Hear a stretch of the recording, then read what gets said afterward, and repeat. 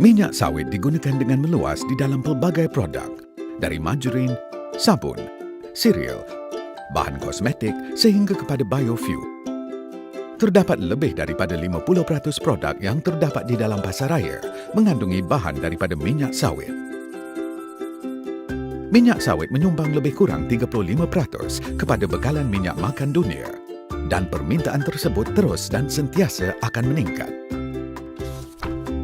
Sekiranya dilaksanakan secara tidak mampan, perusahaan kelapa sawit boleh membawa kesan negatif ke atas alam sekitar, memusnahkan hutan dan kepelbagaian biologi.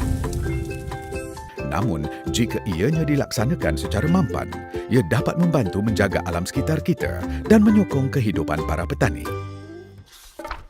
Pada masa ini, terdapat jutaan pekebun kecil kelapa sawit di seluruh dunia yang bergantung sumber kehidupan kepada industri kelapa sawit.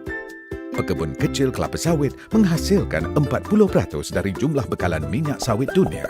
Malangnya, kebanyakan mereka masih menerima hasil yang rendah. Siapakah pekebun kecil kelapa sawit? Secara amnya, mereka adalah pekebun kelapa sawit yang memiliki keluasan tanah kurang daripada 50 hektar, bergantung pada hasil sawit sebagai sumber utama pendapatan, dan aktiviti pertanian atau kerja-kerja di ladang adalah dijalankan oleh anggota keluarga sendiri. Terdapat pekebun kecil yang diurus sendiri dikategorikan sebagai pekebun kecil bebas. Terdapat juga pekebun kecil skim atau associated, yakni merujuk kepada pekebun kecil yang mempunyai kaitan formal atau tidak formal dengan sesebuah kilang kelapa sawit. Kunci bagi pekebun kecil untuk berjaya adalah dengan mempraktikkan amalan pertanian secara mampan, yang mana memberi faedah kepada manusia, alam sekitar dan menambah baik kualiti kehidupan pekebun kecil itu sendiri. Atas sebab-sebab inilah maka RSPO atau Meja Bulat Minyak Sawit Mampan telah ditubuhkan pada tahun 2004. RSPO adalah organisasi bukan untuk keuntungan yang dianggotai oleh pelbagai pihak berkepentingan. RSPO merangsang pengeluaran dan penggunaan minyak sawit mampan melalui kerjasama pelbagai pihak di sepanjang rantai bekalan, supply chain. Pensijilan RSPO boleh membantu menambah baik amalan pertanian pekebun kecil, termasuklah dalam meningkatkan hasil pengeluaran, mendapat akses yang lebih baik ke pasaran antarabangsa, meningkatkan tahap pendapatan di kalangan pekebun kecil, dan mengurangkan risiko menukar guna tanah yang boleh mengancam hutan dan kepelbagaian biologi.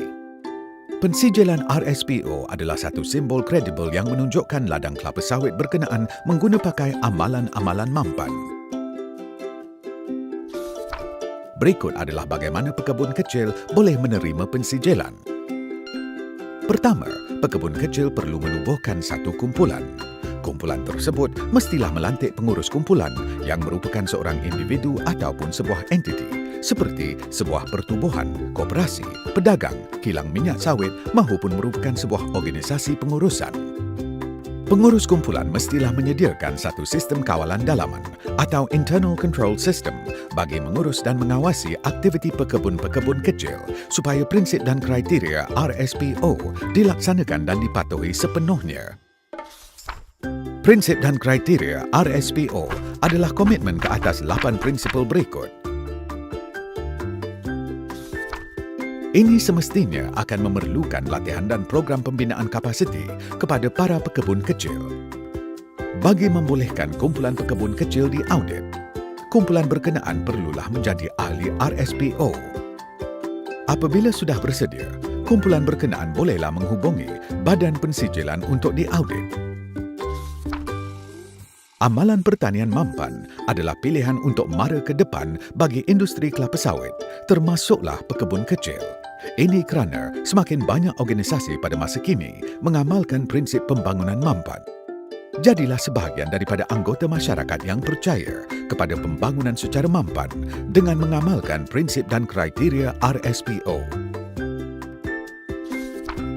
Untuk mendapatkan maklumat lanjut, layari laman web di rspo.org atau hubungi kaki tangan RSPO hari ini.